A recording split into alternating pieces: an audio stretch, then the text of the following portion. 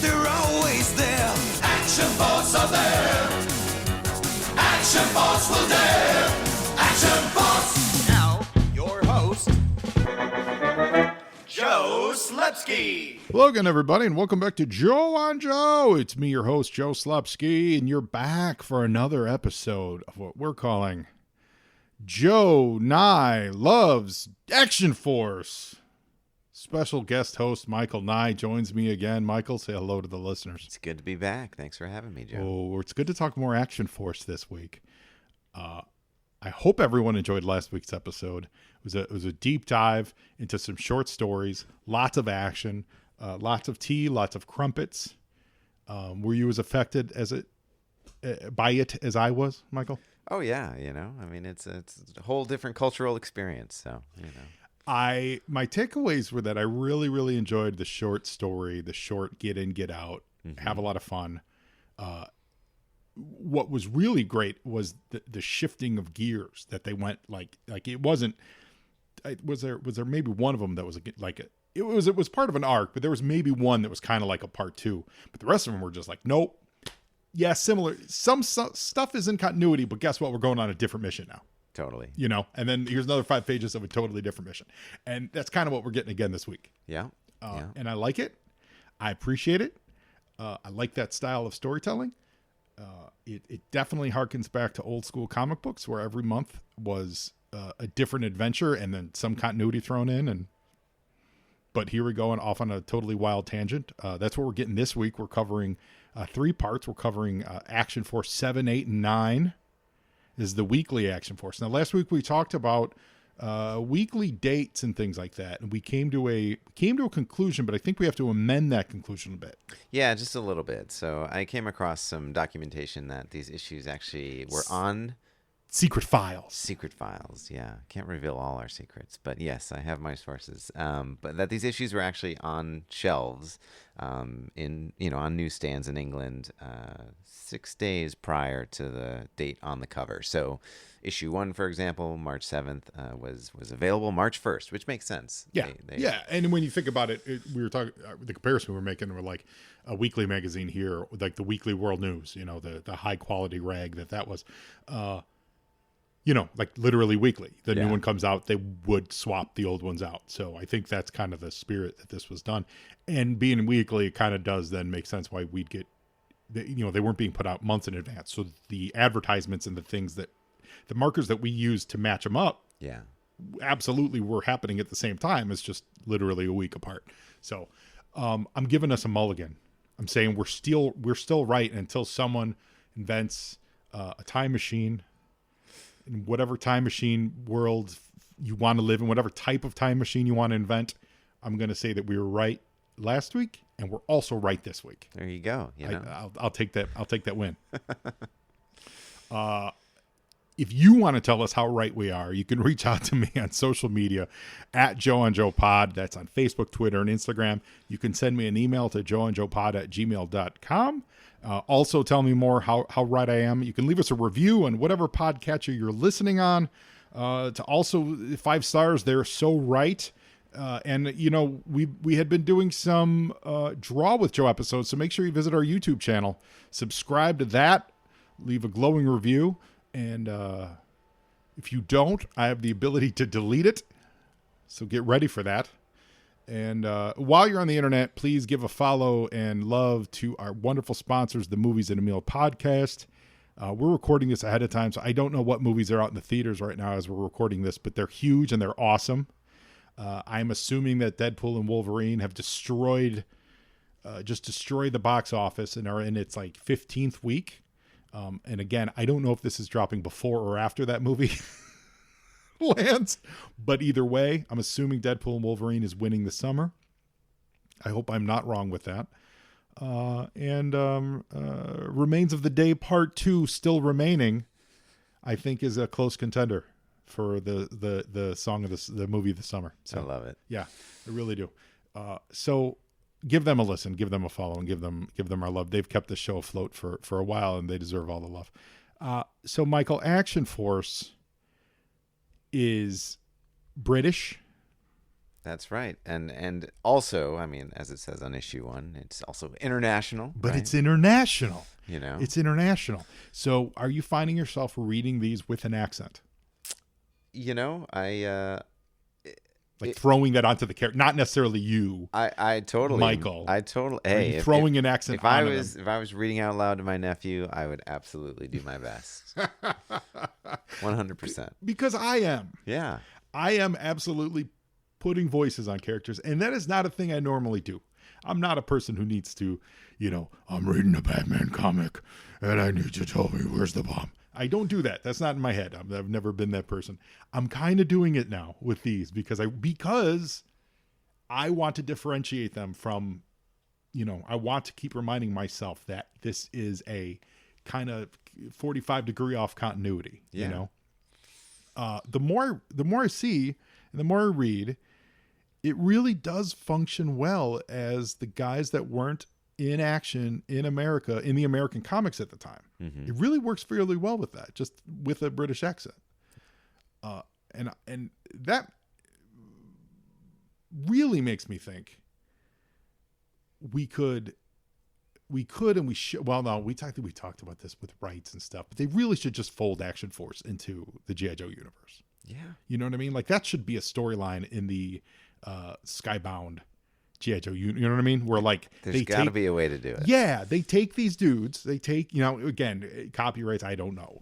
Maybe that. I'm sure that's probably a thing. So come up with something different. Call them whatever, international force. Call it whatever you want to do. But let's do a spin-off. Once we get the Joe series back up and humming, let's do a spin-off and let's feature Flint and Jay and Dusty, the real Dusty, not this pseudo fake. This is a weird Dusty. Everyone else is really spot on. There's a weird Dusty. And let's throw them in England. I mean, the cast for G.I. Joe is so massive that it's like, why not? Why not? It's like Excalibur. It's like when Nightcrawler went and led Excalibur with Captain Britain and Megan and Shadowcat and Colossus for a little bit, like and Phoenix. Why not?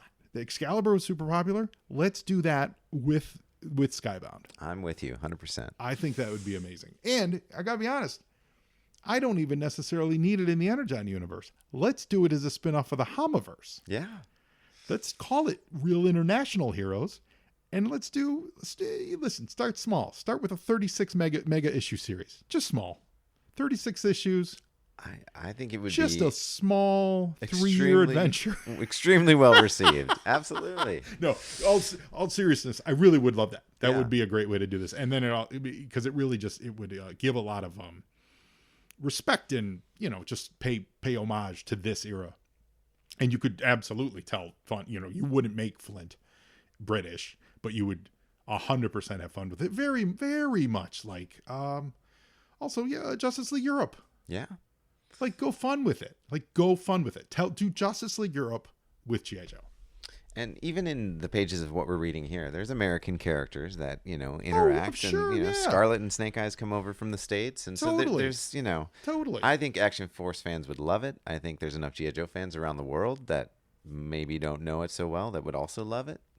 I think it's money in the bank if they want it. I think so too. And then you follow it up with a collection of all the various versions of it, which is interesting because you were talking about the show, and this is probably more apropos for next time's episode. However, we're going to mention it here, give you a little bit of a teaser, something I didn't know.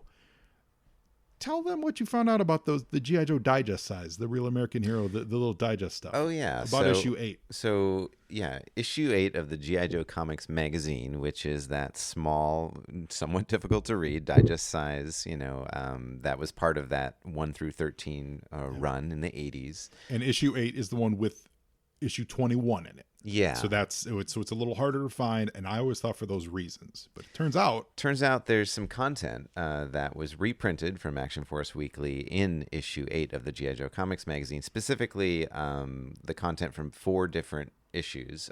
Each story was 5 pages. Put 4 together, you've got 20 pages. That's almost a comic. And so those digests, they basically had 3 comics worth of content. And so in that issue 8, they've got, 2 U.S. stories, including 21. And then for their third comic, they took 5, page stories out of Action Force Weekly that do relate to that series of events in Silent Interlude. And I see, as we get into it, you'll see why they chose those 4 stories in particular. But I think it's more desirable or sought after one, as you said, because it's a reprint of 21, but also it has content that was never produced in the U.S. otherwise. And I never realized that about because I've seen it expensive. I have 2 or 3 of them left I need to get, and just to be a completionist, sure, just because that's in me. And I've seen this, and I've seen it for sale for too expensive than I wanted to pay. I almost bought I almost bought a whole thing once to sell the other ones, because then it would have brought the price down real well. But the guy that we couldn't get reception at the con to use like a PayPal or something. Oh yeah. Yeah. So I took that as a sign that I wasn't supposed to buy the whole thing.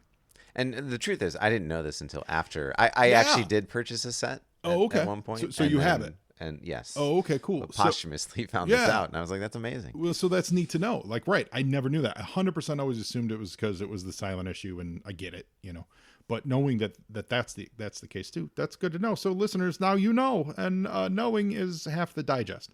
So we're going to dig into Action Force number 7, number 8, and number 9 this week. They've got some great covers. We're going to kind of go through, because they're all short 5-pagers. So we're kind of going to go through them. First is we'll talk about the covers first. Sure. And Action Force number 7 cover is awesome. Titled Snack Attack. Snack Attack. And I got to tell you, boys and girls, Flint is a snack. Look at him on that cover. The attack is apparently referring to Flint, because he looks awesome. He is busting through. Not only is he busting into, it's a fast food place, Mr. Tasty. Which is the first time, we're actually coming back to a location for the first time that we've been, if you remember before, Mr. Tasty was what we thought was a Cobra Front. Oh, right, right. Springfield-esque. It turns out to be their London base of operations. Yeah. So we're revisiting. Think Dairy Queen. I got a real Dairy Queen vibe from it. So not only is this is a great, and you look it up so you guys can see it. Not only is it a great profile shot, Flint in action, the gun barrel smoking. Inside the store, you see Bazooka, new character for Action Force fans, throwing down with some Crimson Guardsmen. Like, it's really well rendered. I love this cover. But Flint is taking the time to flip the sign to closed. Priorities. As he busts through the front window, he wants everyone to make sure they know Mr. Tasty is not serving burgers right now. The window may be gone, but the sign says closed. Yeah. I know. It looks like it looks like even more people can come in right now than normal. That's not the case. I also noticed in the upper left they put Destro, and I think it's just because the cover features Flint. Yeah. They had done that once before. Yeah. Yeah. It's Destro from the file card. He looks menacing. He looks great. Mm-hmm. Do we know who did the cover? Yeah, so it's Jeff Senior again. Oh, okay, great. And he actually did all 3 of these covers. They're awesome. And we're going to talk a little bit about Jeff Senior when we get into the middle, or to the to the body of it. So that's Snack Attack. It's really great. It's got we'll talk about styles later.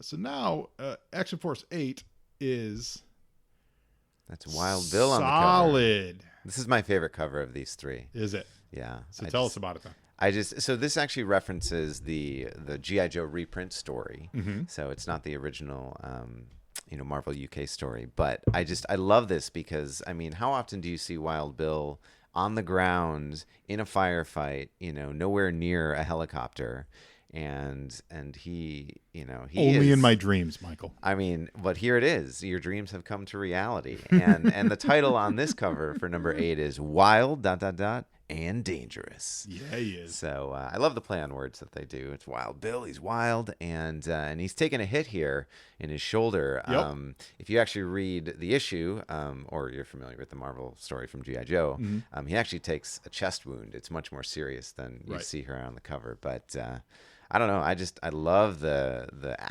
energy of this. It's cover. Great energy. I got a lot of Mike Zeck vibes from this. Mm-hmm. In fact, I think in my brain, I've seen this before. I think I always thought it was a Mike Zeck cover. Yeah. Because it's got a lot of Mike Zeck energy. The gun barrel is very Mike Zeck. the smoke coming out the sides. Like it's really, really good. Now in the top corner there, they've got Flint, so they actually didn't do that opposite good guy, bad guy. Right. They have Flint in the top, which makes sense because he's the star of the show in Action Force. Flint's on most of the covers in the upper left. It was just when Flint was featured on the cover that I think they put Destro up there. Oh, that's a good point. That's a very good point. Yeah, why two Flints? I mean, he's got a big ego. It's the Flint show. Yeah, exactly. which of course, United States would eventually do with G.I. Joe featuring Snake Eyes. And it became, so, This is issue 8 is the second cover, Action Force cover, to feature, the Marvel reprint story. The first one was, when Shakedown was featured earlier. Yep. And so, it's a great story. And that's a reprint from Special Missions number 4. Yeah. Dynamite colors, really nice posing. And now we get to number 9. Now this is pretty angry, Zartan. This is his first appearance in Action Force. So he debuts but it's the reprint of the US though. It is. He's actually not in the Action Force part. Correct. Although I would put an asterisk on this reprint story and say of everything we've read so far, this one has enough edits going on that they really are bringing it into the British Action Force world. They're changing enough dialogue. Major Blood is no longer referenced in the story, and now they're referencing Wild Weasel instead. Okay. And well, let's talk about that a little bit. We're not going to dig into the details on that, but Michael, when you were reading it, I read it online. You were reading it through the originals, and so tell them what you found. So just broad strokes. Yeah. Basically, I mean, the cast just explodes for Action Force, but the broad strokes are, previously for the Dreadnoks, we've only seen Ripper and Buzzer, right. And so this is Zartan's first appearance, and we actually do see Torch, and he does have dialogue in the script, and it's funny because Torch is one of the characters in the toys that was never released in England. So their Dreadnoks were... But they've changed the dialogue from the American version, is what you're saying. Yeah. So there's dialogue about Major Blood and the Baroness in the American version. Because it's portions of G.I. Joe 25. Yes. Yeah, and Major Blood is not in the action that's happening in Action Force Weekly here. So instead they talk about Wild Weasel instead of Major Blood, and the commander is basically saying Wild Weasel was sent to the swamp as punishment for the events of Shakedown. Interesting, because they aired Shakedown first. They ran it first. Correct. Interesting. Yeah. That's smart. And so the editor is making he's going to great lengths to take the American stories and to tie them in as much as he can, so that for the Action Force reader, it is still Action Force. So they might be a little confused when they read the G.I. Joe story because it's different. That's really cool. That's just we'll chalk that up to a language difference. And even another thing they do is that was a joke, by the way. We both speak English. Oh yes, so. Yes. Sorry. I couldn't. I had to point that out because otherwise I would have sounded like a dope. Of course. Sorry, I'm too. No. You've got notes. Get out of my tunnel vision. Michael's doing more notes. I love it. The only other thing I wanted to mention is Gung Ho has a wound in the story, and they say that this is from Storm Shadow.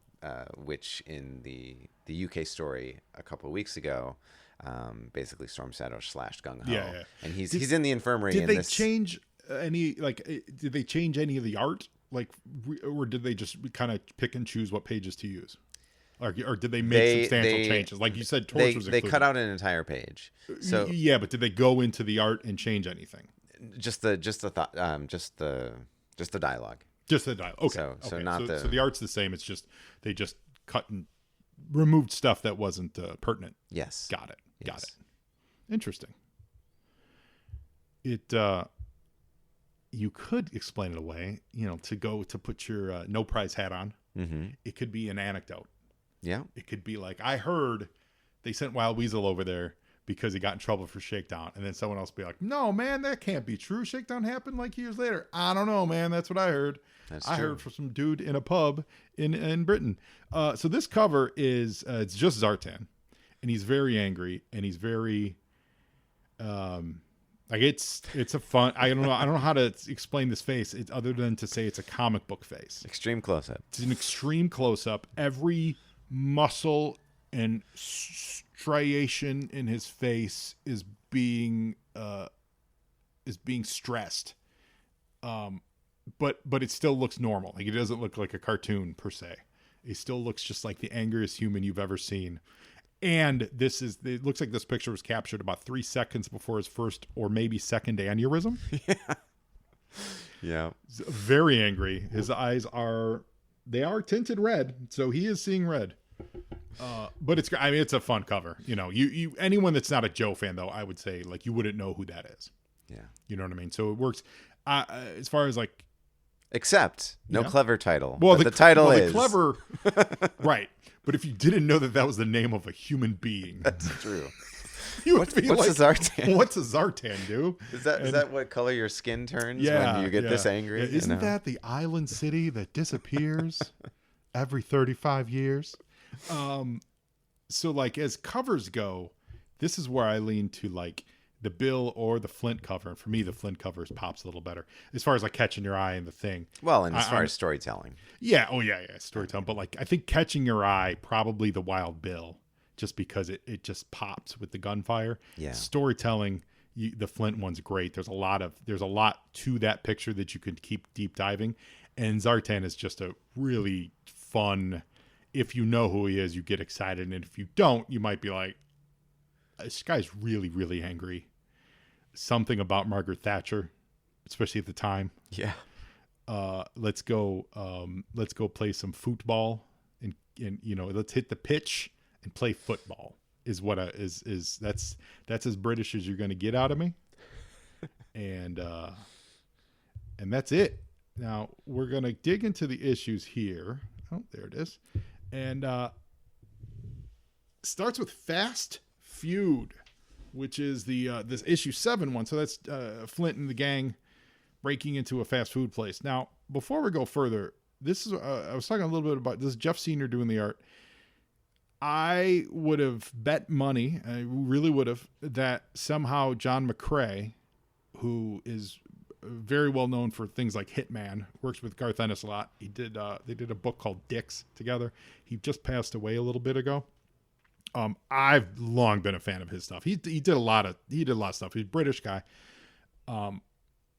This page looks so much like a John McCrae picture that I am not even ready to admit that it's not, even though it's credited to Jeff Senior. That either I believe he was either a protege of Jeff Senior's, or maybe worked in his studio or something. You know, like maybe he actually did have a young John McCrae had a hand in this page, or somehow was just like that was his biggest major artistic influence. You know, kind of like Neil Adams was to John Byrne, kind of a thing. Or yeah, like that, or Kirby was to Byrne rather.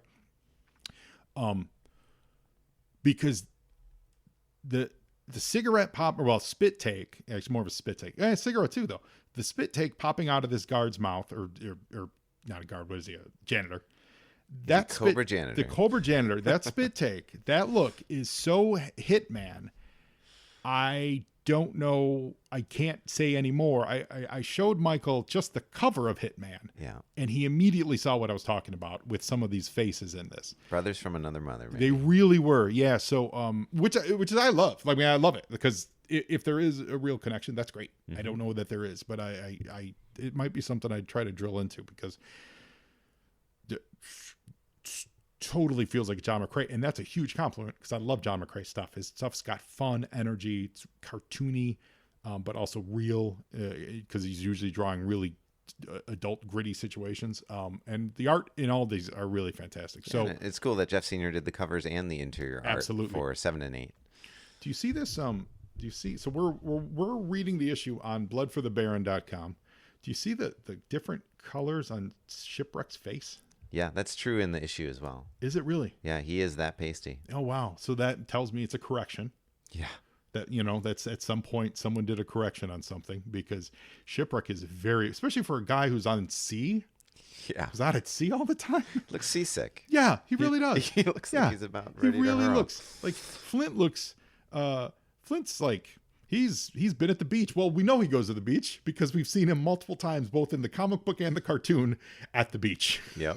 So he looks well rested and tanned, Bazooka. Everyone that's Crankcase, right? That is Footloose. Oh, that's Footloose. Well, Crankcase is later. Yes, Yeah. soon. But you thought maybe Footloose might have ate it in our earlier Right, issues. right. But Yeah. he's No, still he's with alive. us. He's Good. back in action. They all look healthy. Shipwreck looks ill. Yeah. His arm is fine. His bicep is like, all the spinach went to his bicep. But he definitely had some Mr. Tasty. And So wasn't so tasty. There's a janitor cleaning up Mr. Tasty, and in a fun bit, he's grousing about the state of Cobra politics, benefits, not giving him any action. Yeah, He's no one not seeing respects any him. action. He's just a janitor, and every once in a while, some celebrity will pop into this place, and he gets no action. At that moment, that's when the gang jumps in. And he just says, I quit. So he doesn't actually want the action. He's out of there. And I got to tell you, Action Force, in the vein of being bloodthirsty sons of, they just open fire. Yeah. They to the reader, we don't even see who they're firing at, and I'm serious about this, until the third panel after they've busted into the place. We see the janitor, we see a lot of gunfire, we see more gunfire, and then we finally see Flint engaging with some Crimson Guardsmen that I don't know where they came from. That's right. And they're already going down. Oh yeah, they're getting, there's fire involved. I like this. This panel screams John McCrae. It's great. The dimension, he always has, his dimensions are always a little bit off. Mm-hmm. Like he'll, in a fun way, like in a way that he knows what he's doing. Like someone will just be a little smaller than they need to be to fit a panel to do something wacky. That's what's going on with that Crimson Guardsman, because he's stabbing Bazooka through the shirt and it looks great. Bazooka is about to take it in the face, except he pulls a burger picture off the wall. And he knocks it. I love seeing Bazooka in action. Yeah, well, they focus on him so much here. It is his first appearance, and he is like, it is his time to shine. Yeah. Some more fighting, and while this is all happening, Storm Shadow's in the background watching, and he was left behind. He was left behind because remember they went to Destro's castle last time. They didn't bring Storm Shadow, so just remember: don't spurn your ninjas, don't spurn your lovers, don't spurn your girlfriends, don't spurn your wives, your partners, your husbands, and don't spurn your ninjas. Gung Ho and Scarlet show up. They break a door. That door being cracked in half. That is the door that every single artist that I've ever seen draw breaking a door gets. That's it. Yeah. You draw a door, and then you mentally break it in half, and you draw it in two different angles. I don't know if that sounds too simple. I don't mean to belittle it, but I saw that door and I went, I've seen that in a million comic books. Yeah. Like it's just the easiest way to do it. It looks good. It looks great for what it is, but like it's so comic booky. Like that break of that door. Does that make any sense, Michael? Yeah, totally. I mean, it's simple, but it gets the point across. Yeah. And Yeah. It's completely, I love it. Like it's great. Just like that. And there's a certain kind of dragon monster that was really, I say kind as if there was like it's an actual breed or something, but there's a way that people drew dragons in the 80s that is awesome. And that so many people did. Gil Kane I've seen draw it. Jan Dursma I've seen draw it. It's just this. I feel like I've seen early X-Men. Dave Cockrum do this dragon. Yeah. This like the teeth are a little too thick. The mouth is just rounded. Like it's not like today we draw, when you see someone draw a dragon, they look more like they do in the CGI movies and all that stuff. Sure. There's just this really puppet look. I guess it looks like more of like a puppet dragon. Whenever I see that, I always get a kick. Takes you back. Always get a kick. So Gung Ho and Scarlet, they sneak up on Storm Shadow. And he's having none of it. Takes out Gung Ho with one quick swipe. This is where Gung Ho gets slashed. Yeah. And so then this is two issues later, they're going to reference this reference slash in the American story. Got it. And Scarlet throws some stars at him, which makes Storm Shadow recognize that she's trained in the art of ninjutsu. But says she relies too heavily on modern technology. Yes. Clean panels, man. Clean panels, clean storytelling. it progresses you through the fight. It focuses where it needs to focus. And no qualms about knocking a lady around a little bit. No. Listen, you show up to fight Storm Shadow. He ain't playing. And then he does though get bopped in the back of the head by Flint. So that is a little like a little disappointing. You just showed Worf whipping everyone's butt, but the plot has to have Worf get captured. So one dude comes in and hits Worf in the back of the head. And it's like a cadet or something. Yeah. That's exactly what this is. So Flint sneaks up on Storm Shadow. He cracks him in the skull. And they got gung ho and triage, and they're escorting Storm Shadow out. And in a moment that is ripped from episode issue 21, we see that, or like rather the British folks saw for the first time the Arashikage tattoo. Storm Shadow has an Arashikage tattoo. Yeah. How would you feel if you're reading this? You just know that there's another ninja running around. You don't know that you haven't read the U.S. stuff, right? So you don't know this yet. No, we don't. We don't even know Snake Eyes has this tattoo yet. Right? They don't know that yet. No, in 2 issues they're gonna reveal Snake Eyes has it. So this is actually, this is the first time we're seeing this in Action Force, and that's this exciting. is where Flint asks Scarlet about this. She knows about it, because of she and Snake Eyes came over from the States. They hang out. She knows all about the tattoo, but we, the reader, don't know, and Flint doesn't know, and she kind of basically changes doesn't say, and the conversation continues, and so we're left just curious what was that about. Yeah, it's a nice cliffhanger. Mm-hmm. So even if you don't, so I guess they didn't know what it was yet. No. And what could it be? But it captivated us when we were kids. We didn't know what it meant. We just knew that they had the same one at the same time. Yeah. So they even get it. I would say they get a better tease.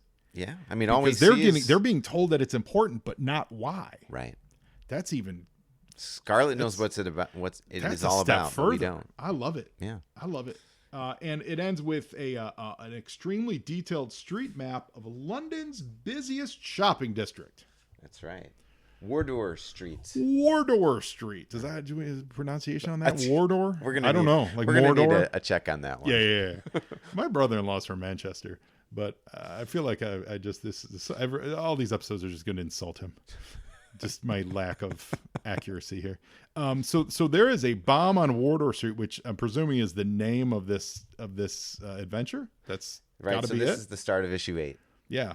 Yeah. And that's the only. It's in big letters on this page. So Flint and Crankcase and Barbecue. First appearance of Crankcase. Yep. Of course, Barbecue, the Action Force fire starter. As we learned last time. Yeah. They're talking to. They never really say who it is, do they?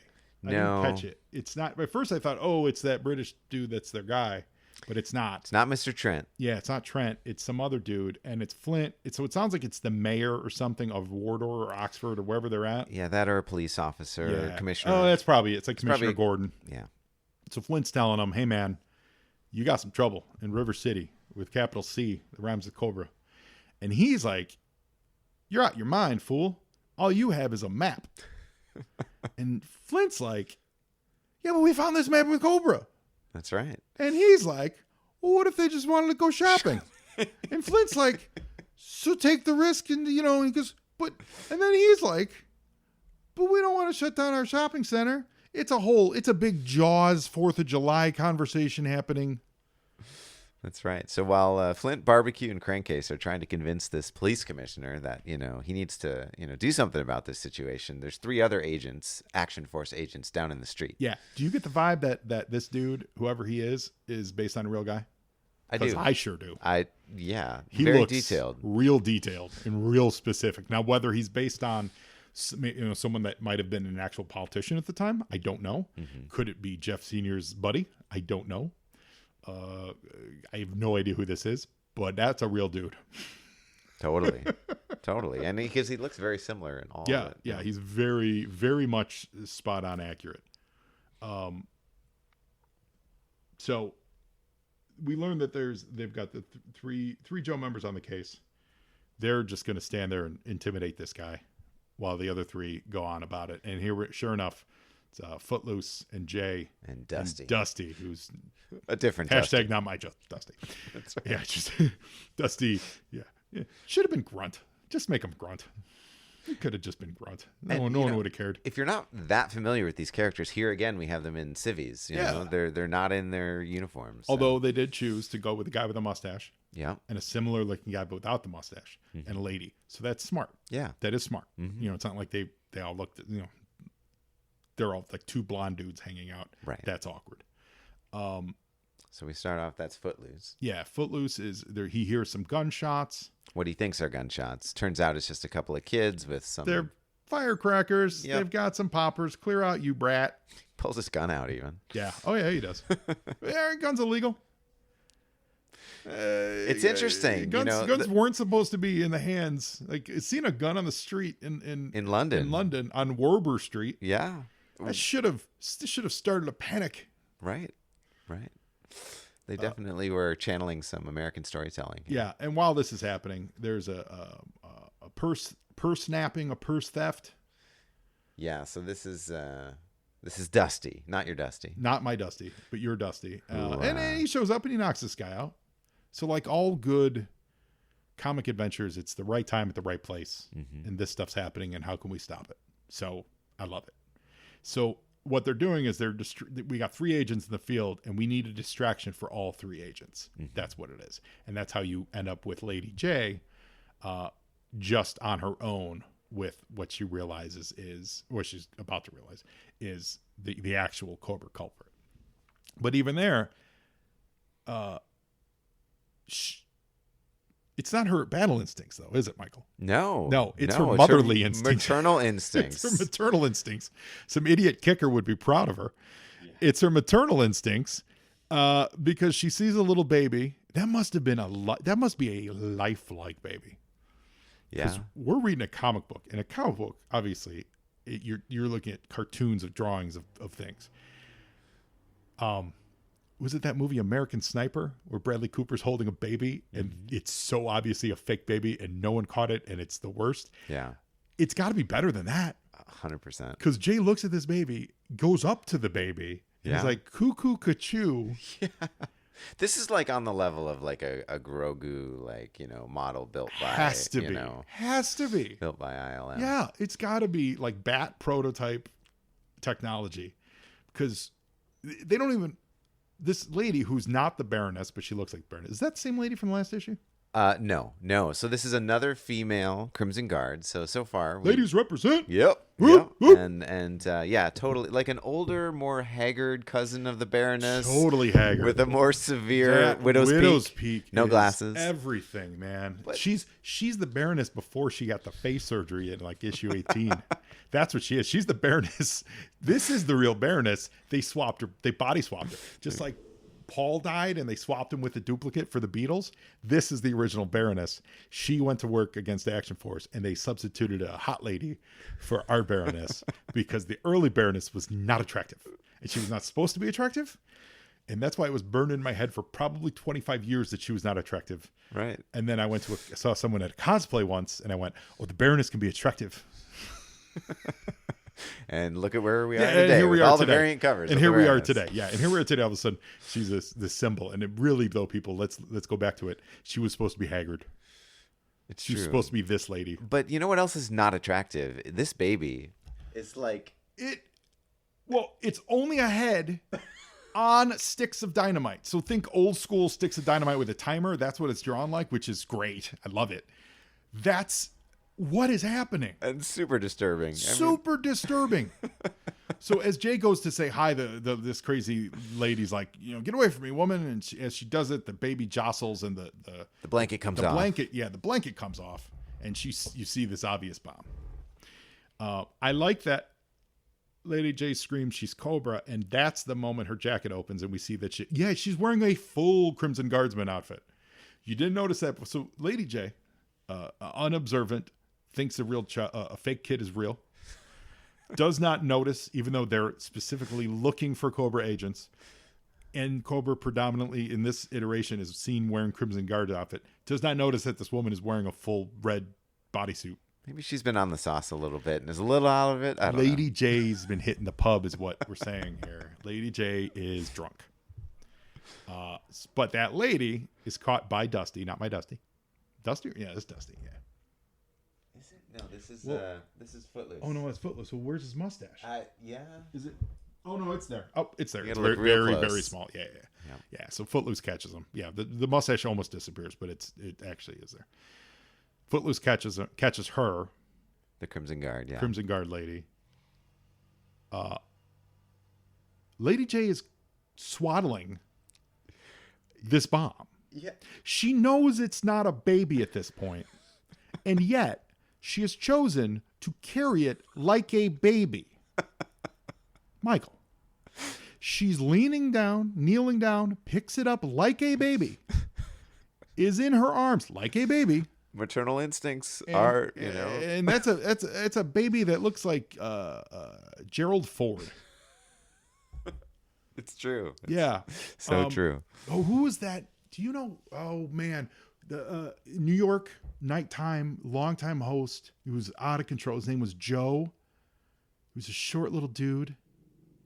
He did crazy shows. Yeah, That's what that baby looks like. totally. Cheryl. Shirley agrees. Shirley totally agrees. So she's holding this bomb like a baby, but then she finds out that it not only has a timer on it, but it also has a movement trigger. Super 7 is going to do this O-ring action figure. 7 should totally There's a panel here that has kind of an explosion background. It's just Lady J, on white with the explosion, Yes. and it's just sitting there, cradling this baby bomb. I Super think, 7, if you're listening, That's a deep dive. that would be an amazing action figure. Lady J holding a baby bomb. Joe Franklin. That looks like Joe Franklin. There That's it who I'm is. thinking of. There it That is. baby looks like Joe Franklin. So we now move into the final issue. Yeah. And it's Aptly titled. Holding the Baby. Baby. Jay is sweating. So what we found out, she's sweating profusely because at the end of 8 there, the Crimson Guard lady let her know that she's she set off a timer by Yeah. picking up this baby bomb, Yep. and that there's a tremor switch. Yep. And so if she She moves too much, Kaboom. that's it. That's it.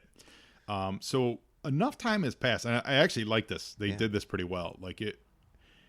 They open on her sweating. Her makeup is running. Mm-hmm. That's what I'm getting from because now you see you really accented makeup, so that makes me think it's running from the sweat.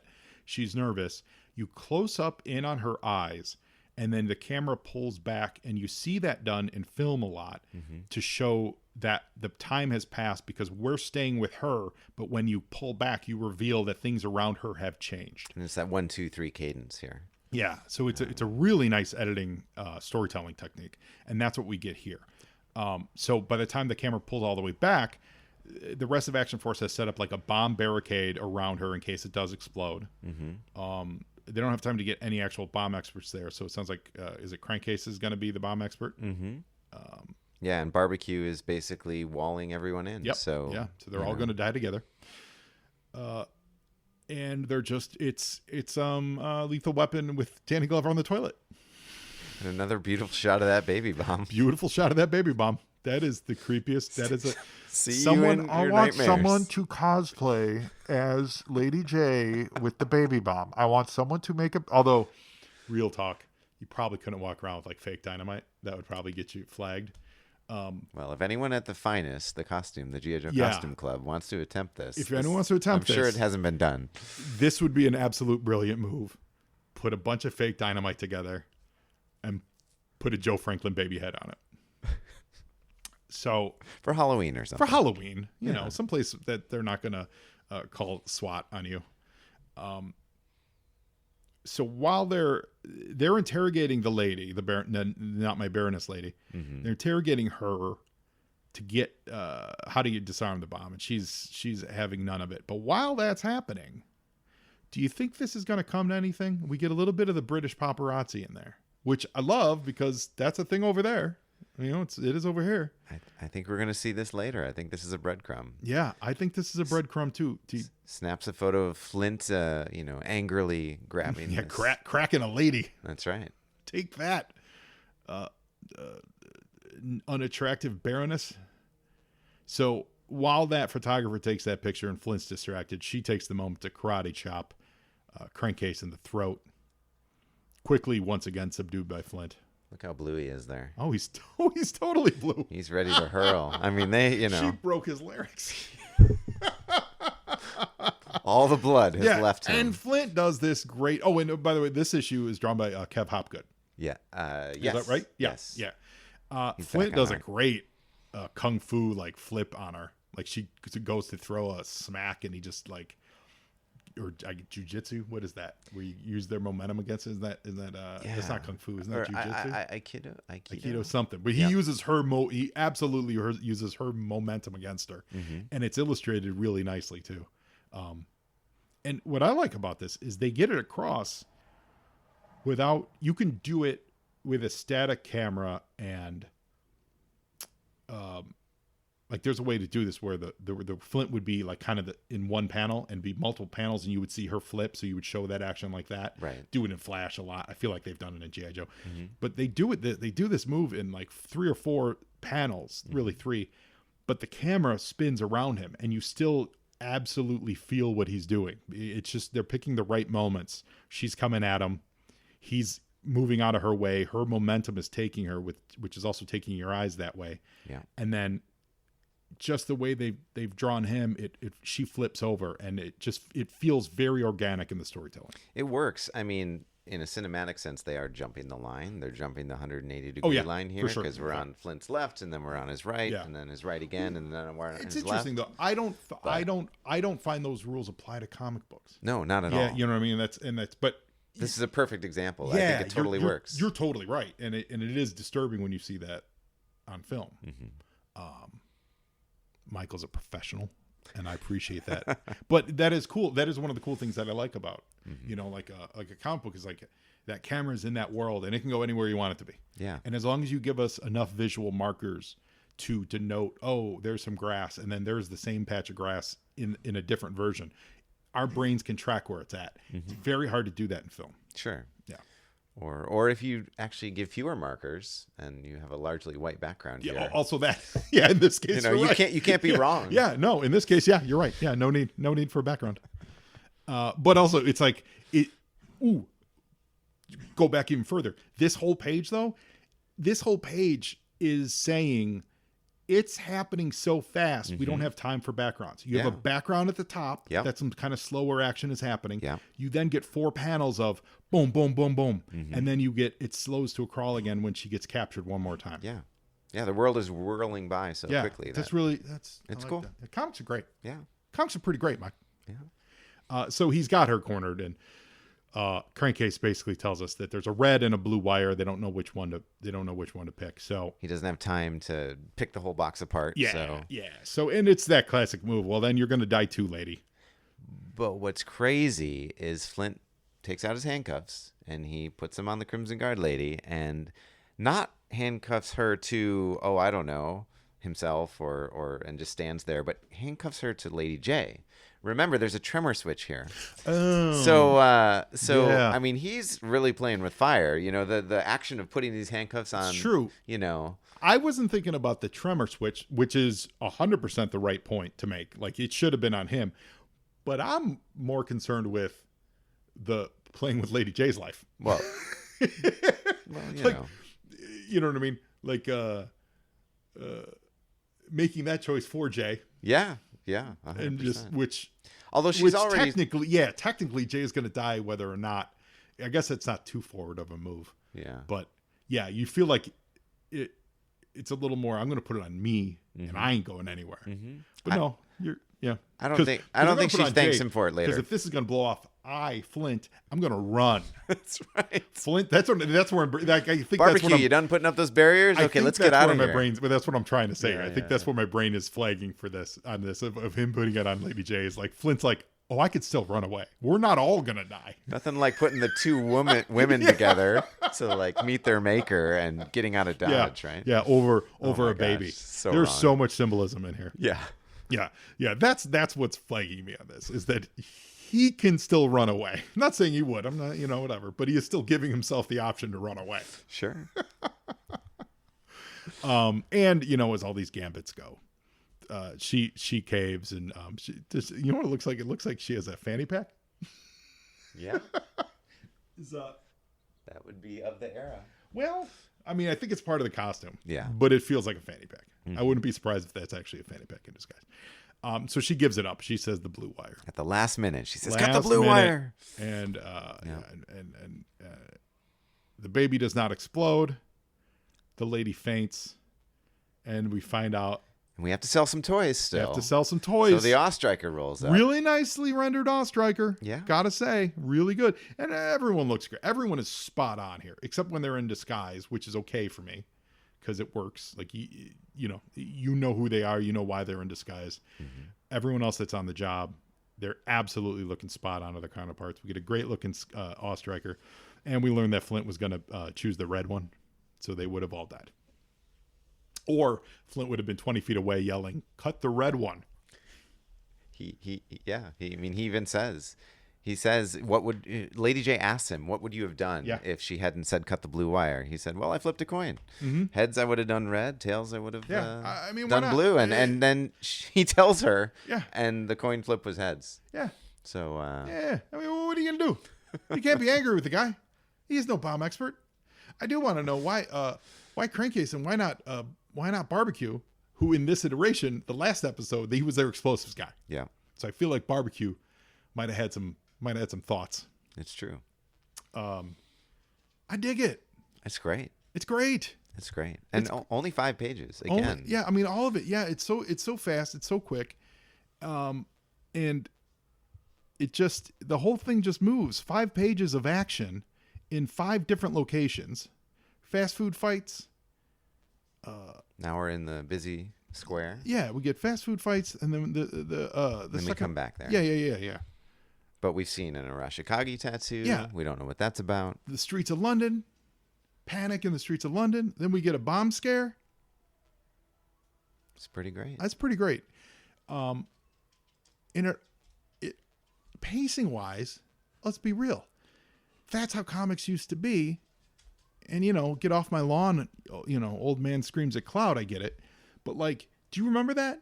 You used to be able to get this much action in one issue of a comic book. Yeah.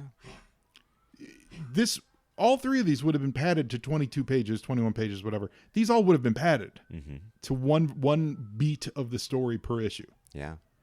I'm not here for that. Give me my action. Give me my adventure. Mary Jane thinks so too. I really dig it.